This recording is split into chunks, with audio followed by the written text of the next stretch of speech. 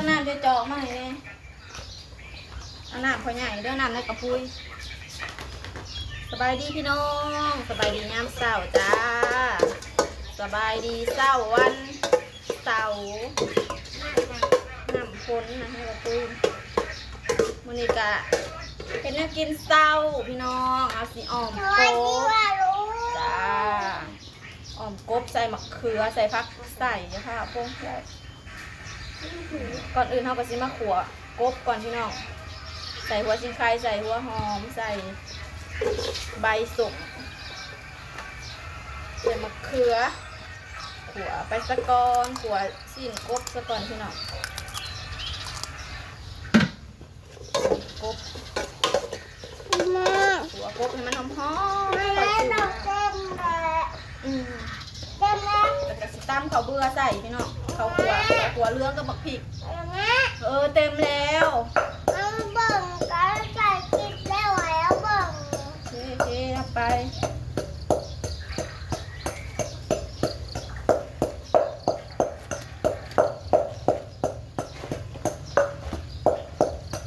เอากล่องมาดูนะ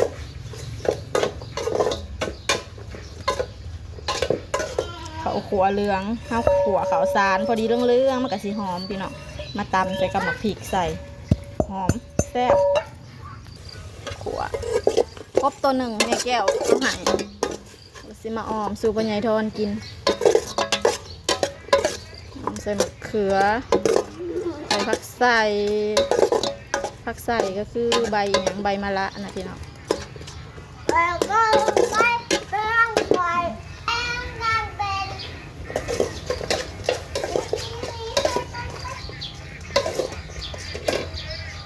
ตำ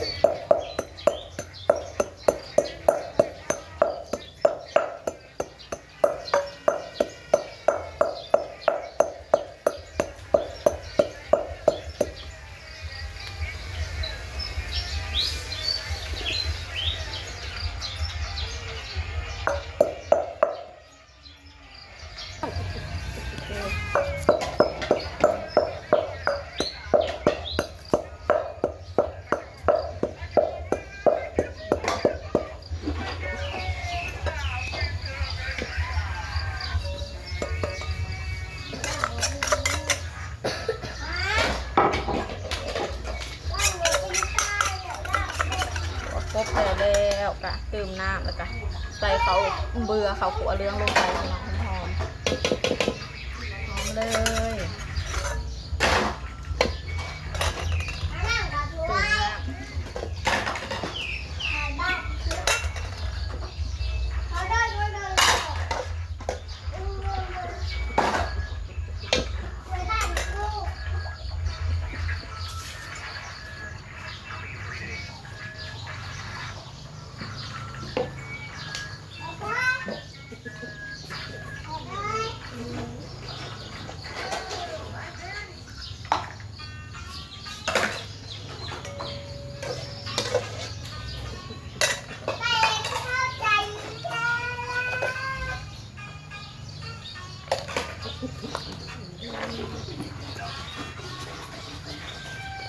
ก่อนนะคะ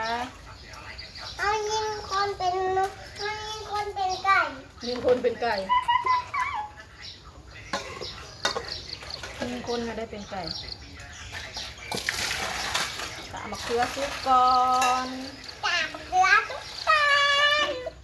มะเขือยังบ่สุกจ้าช่วงนี้ประจันมื้อนี้บ่ได้ไปไสพี่น้องเลยอยู่บ้านซักผ้าฮ้อนมากเลยแม่เวลาเราอยู่ไปนั่งนี่เราก็ไปนำเลยปะได้แค่เอาข้าวเปียกอย่าเอานะโอ๊ยสิแล้วจังโมงซึมอยู่หันแหละสิแล้วพาแต่จังโมงมันถ้าแต่ซึมเหนื่อยมึงนะใส่ผักเยอะๆจะได้อร่อยได้สมร้ายเจ้าก็สมโกะยาฮือซื้อก็ฮือแพ้ได้เลยลูก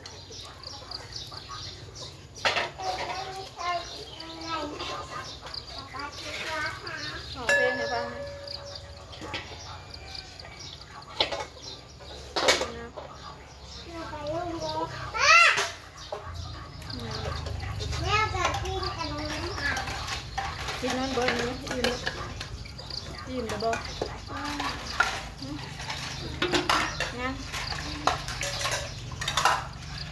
คนกระตกมือเดียวตกแล้วตกเลยบ่มีการสับยามได้กระโจนว่าแหงจนสิตายยังตกลงมาพอมีแห้งแล้วก็ปลาส่วนอีก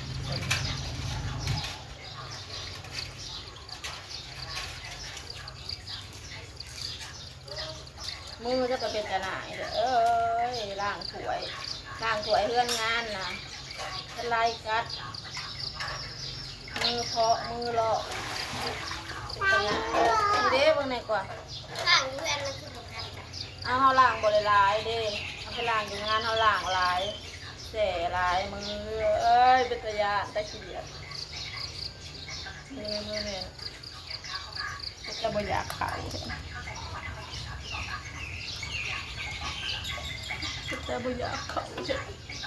มันบ่ได้แล้วบ่ได้มันจะเจ้าเองมันบ่ได้มันก็บ่ได้เป็นแบบนี้เกลือยังไม่เปื่อยเลย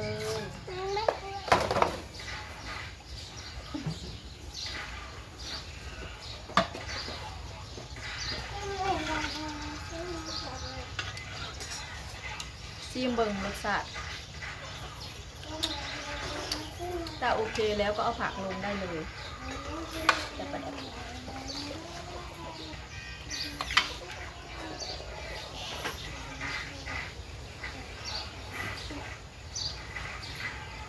แดกนัวๆไปเลยค่ะ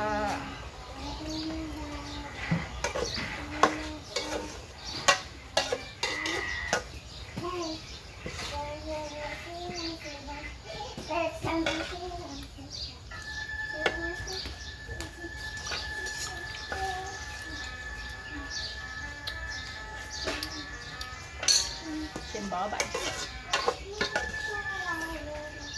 ผงนวลก่อนสักหน่อย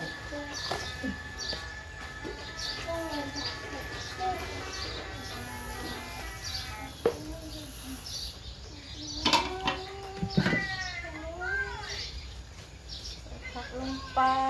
ใบบักบัวผักนางตู่กับผักไตผักสะไลสีคมๆจักหน่อยพี่น้องแซ่บจ้ะ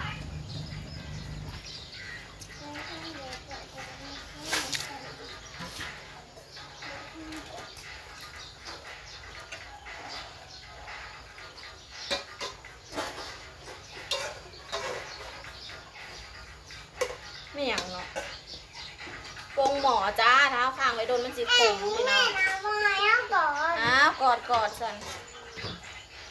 แพงบ่เดี๋ยวเลยชิงอนเลยจับโด่งไหมชิงอน